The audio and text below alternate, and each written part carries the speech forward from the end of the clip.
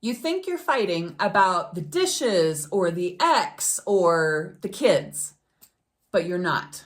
You're actually fighting because both of you are assuming different things. And in a blended family, that's like playing emotional Jenga without the blocks. Hi, everybody. We are Mike and Brenda Baker, and today we're going to talk about this is why you're always fighting. So, we usually go through 3 points, and we're going to do that, but we're going to do it a little different tonight. Ooh. We're going to blow past our first point pretty quickly, but just bear with us because this will make sense when we get to it. Stay with us. So what we want to start with is everybody has found themselves in that situation where there's a blow up that started over something tiny, typically something so tiny that you don't even remember 24 hours later what the initial blow up was about. You're just like, what were we even fighting about? I don't even remember. Okay. But what happens is there's this accumulation of information, and it usually comes out over something silly, right? So you've put something off. So a lot of men don't understand that, everything, a lot of times it feels like everything is connected. And for a woman, that is true. Everything is connected. And we as men don't understand that because a lot of times our wives look at us and wonder if anything's connected. Okay. So, but it's like, we've referenced Mark Gungor before, and he does a great marriage seminar series. And he always talks about how men are it's in a box. We only talk about that box. And women, everything is connected. I mean, just connected. It's like just this wiry sinew of lights always moving. So when you as a man don't understand what's going on with your wife, it's because you are not equipped to do that. She's thinking about how you didn't talk over here and you did this over here and there's this problem over here, and all those things touch. So that blasts us past number one into number two, which is talking about everything, which is the everything touches everything principle. So, and what that simply means is exactly what it sounds like. For a woman, everything touches everything. And whether you realize it or not, men, everything touches everything for you too. We just don't feel it like they do. They can go through a whole series because women's process is like a web, whereas what we don't realize is which part of the web we're standing on. Right. And really what has happened, and this is why assuming is just so detrimental to your blended family, but also your remarriage, is the fact that you've got trauma, you've got exes, you've got, past things that have happened that created your first divorce or even second divorce. And now you're here and it's like, okay, but now what? Right? And so these things really, carry a huge emotional burden to us, right? And so we really need to kind of be careful when it comes to this, any of the arguments. The arguments are actually the things that will bring us together if we let them, right? If handled correctly, yes. See, what you may not realize is we have a whole set of triggers. Now, not everybody in a blended family has been married before. And what do I mean by that? Because you're thinking, that's what blended families are. Okay, maybe the wife wasn't married before, but the husband was. Yeah. Maybe the husband wasn't married before, but the wife was. So it's not, so for those who this is their first marriage, they're still just as much of a part of a blended family as anybody. So what you don't realize is that you, coming from a prior relationship, have considerably more sensitive triggers than you did in the beginning. So the second a new spouse starts to do something that remotely looks like what it used to look like in the prior relationship, because 9 times out of 10, that prior relationship was not great. That's why you divorced. Then we automatically assume that's the direction it's going now. And we would assume incorrectly most of the time. But that doesn't change the fact that now the other spouse has feelings of inadequacy. And so we're going to cover it in a flow chart. Ooh. Are you ready? This is where, arts and crafts comes in. So, all right. You got anything you want to throw in? No. Okay, so everybody knows that spouses say things that are snarky, right? So what does snarky lead to? Well, Snarky leads to marriage problems. All right? This is not rocket science, okay? So, when we have a snarky initial comment, usually there's a snarky comment back. Now we've got a marriage issue that then leads to issues of self-worth. Typically, this could come from both either the man or the woman. But why don't you explain the issue that it really impacts with women as far as self-worth goes? I don't know what you're referring to. Well, okay, so the men, when we have problems with self-worth, we feel that we have not just failed our wife, but the family. Okay, whereas with women with self-worth, how does it feel on the woman's side? So typically women, of course, if this isn't exactly what you think, ladies, interpolate. It's all that means is just understand, it may not be exactly what you do, but typically it was, now I forget the question. What's the self-worth issue for a woman? You're not worth it. You're Yeah. not enough. And that's typically where women go to. And the issue with that, obviously, is when you feel like you have no worth, then you're going to try to work your way, do more to ... right? And so, but what the biggest problem with that is that when that happens, women give more and men typically stand back more, right? And so this, in my opinion, this is just my opinion, is the reason that you have so many over-giving women and so many standing back men who aren't doing the things. Because when the woman will just do everything, the typical man will stand back and let her. Go ahead. I know where you're going. Primarily because he doesn't realize that's what she's doing. Right. Because we men, we're like, if you have a problem, we say so. It's like, hey, Steve, you said this. I don't really appreciate it. Now, if your name's Steve, I'm not talking to you. Yeah. But, or, hey, Harold, or if Harold comes to you and says, hey, you did this, I didn't appreciate it. That's what men do. Women will not do that. And we're getting to the why on that one, okay? So, but she's right. So women will take it as I'm not enough. Men will actually take it as I'm not enough too. But when we're in the fight, we've said something snarky, we're snarky back. This is all happening within seconds or minutes, depending on how you guys fight. Okay, we've already got issues of self-worth, which also lead to a potential of a sense of belonging, because this is not a first marriage usually. This is a second marriage. First for some, second for most. Go ahead. And so this is when a lot of the isolation things come in. A lot of the feelings like your stepkids hate you come in. It's in your mind. Satan placed it there. It's time to move on. So anyway, we have self-worth issues, sense of belonging issues. Belonging can cover a lot of things. Should I be here now? Should I have been here to begin with? Should I be here tomorrow? Should I be here next year? Sorry. So the point is all of these things are happening simultaneously. Go ahead. Are they my soulmate? Oh my God. Don't even start me on the soulmate. You will not find the term soulmate in scripture, by the way. It's not there. And let's go a little further into the church. This is why the Bible is very specific on the men are to lead. I understand you don't want that. You want to be up there because you have some things to say. You have good things to say. You're awesome. But that's not the way that God set it up for a reason. He designed you to be awesome in a different way. There's Yes. nothing wrong with that. Anyway, back to arts and crafts. So we got self-worth. We got a sense of belonging, which then also leads to the quote unquote, just know. What does that mean? It means, okay, you will hear this primarily from women. He should just know. Okay, but it works I've both. said it. Yeah, it works both ways. He should just know. She should just know that. We've been married. We've been married almost 30 years. And are there things that we should just know? Absolutely. Absolutely things we should just know. But does that give us the right to hold it against each other when we don't? No.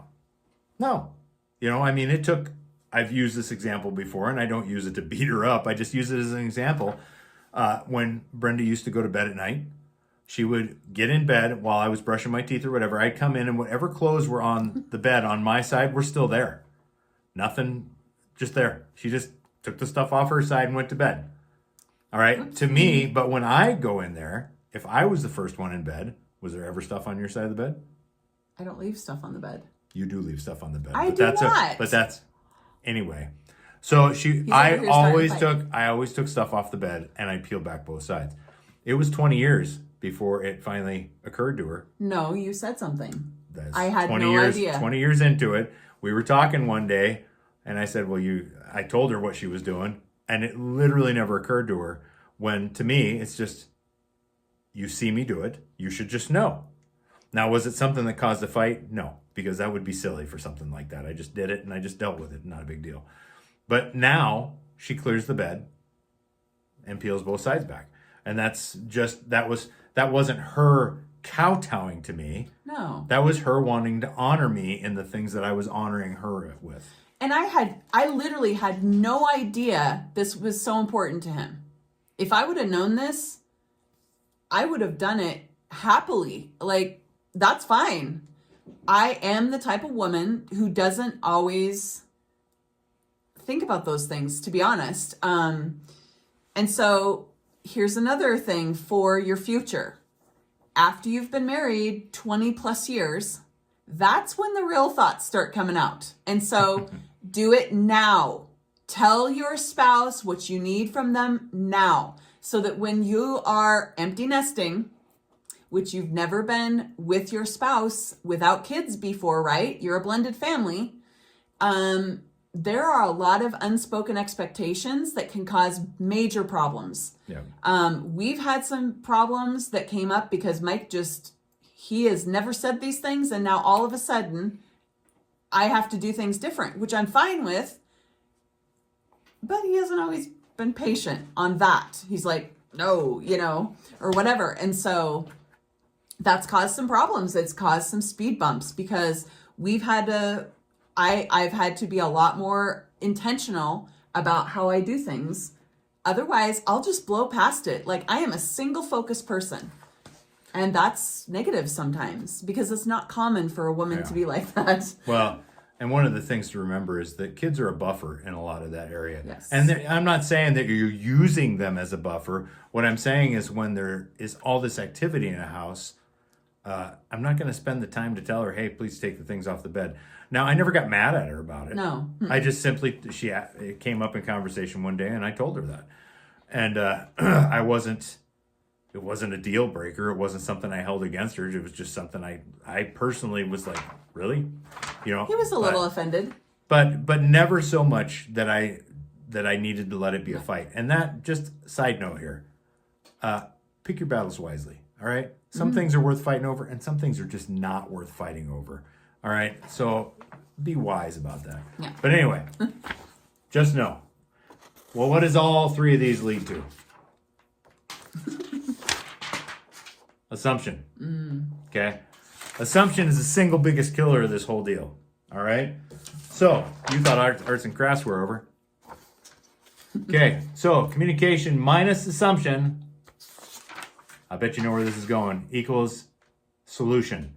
And I don't mean solution, math problem solution. I mean a solution to your problem, your argument.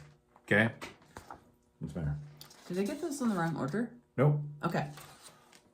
However, communication plus assumption, which is what most of you are doing, always equals no solution. So the point here, as we move into solution, assumptions fuel the fire. Absolutely fuel the fire. And so how do we know we're making an assumption? If your spouse did not specifically state what it is you think, that's an assumption. If they didn't say, this is what I think and this is why I think it, you're assuming. And so there needs to be less assuming. But what kind of assumptions are we talking about? Well, I mean, we just talked about one. He should just know. Right.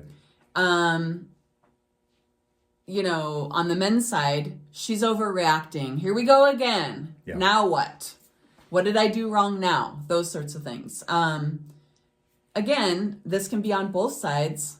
They don't respect me, which is usually something that men are more in tune with because it's something that they crave, like women crave love. But so these are all things, and but they're very much just a cop out. Yeah, that's the big thing right there. That's the point of these assumptions. We just gave you the 3 biggest assumptions made during an argument or during marriage problems. Okay, so just to repeat them, he should just know, she's overreacting again, and they don't respect me. Very, very common. Very, very common. Very, very petty. Petty, petty, petty. If you're not sure what petty means, go look it up. All right? Why would I say that respect is petty? No, respect is monumental.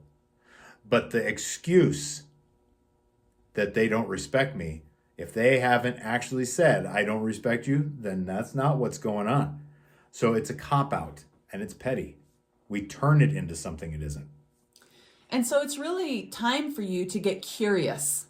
This is something that I've really been working hard on, probably, 10 years or so, to take myself out of the situation, take the words out of the situation, and try to remember. That's my big thing, is to remember it.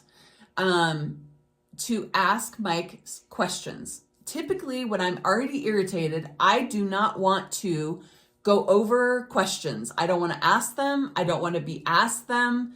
I don't like questions in general because I have what I would call a wound that happened back in my childhood, obviously, and it was a lack of connection with my parents. And so there was, it wasn't their fault. They were doing the best they could, but this is what resulted from just that. So get curious and ask your spouse what I heard you say this. Did you mean this? Those sorts of things are actually going to help you to move past this quickly and not let that assumption monster just eat you alive. Yeah. Because you don't want to, this is your marriage. You didn't stand up there and say to love, to love, honor, cherish until it's not convenient anymore. Right. All right. So quit the cop out, quit the assumption. More communication equals a solution. Less communication, more assumption equals no solution, which typically leads to end of marriage. Yeah. And remember, we always say we want this marriage to be your last marriage. All right. Marriage is a blessing. And if we're going to treat it as such, we have to cut the parts out that are not blessing us. And this all seems very easy, but in premise, it is easy. But in work, it's not so easy, especially if we've put our foot in it up to our kneecaps. Yeah. All right? So, if you want to know how to fix it, we have a course that's about to come out, and we're really excited about it because we know that these are things that are common. You're all going through them, and it's going to help you to know what to do. This is the roadmap that we wish that we would have had back when we first started our blended family. And so, comment below or share this video with somebody that you know who's in a remarriage or in a blended family. And, just bless them with that. We're not saying that we have all of the answers, but we do have quite a few. And so, anything else? We do have the course coming out. The course is done. We just need to get it out. But the book is available. Mm-hmm. Now, the book is not going to cover it as in detail as the course does, but it's still a beginning. If you need a few more answers, you can always go to blendedfamilymomentum.com and get a copy of the book. Right. And so with that, we thank you so very much for being with us today. If you have any questions or comments, or you just really need someone to hear you and understand where you're at, we're that for you. And so we are so grateful that you came, you were here, and, just let us know how we can serve you even better. So with that, we will talk to you again soon. Bye.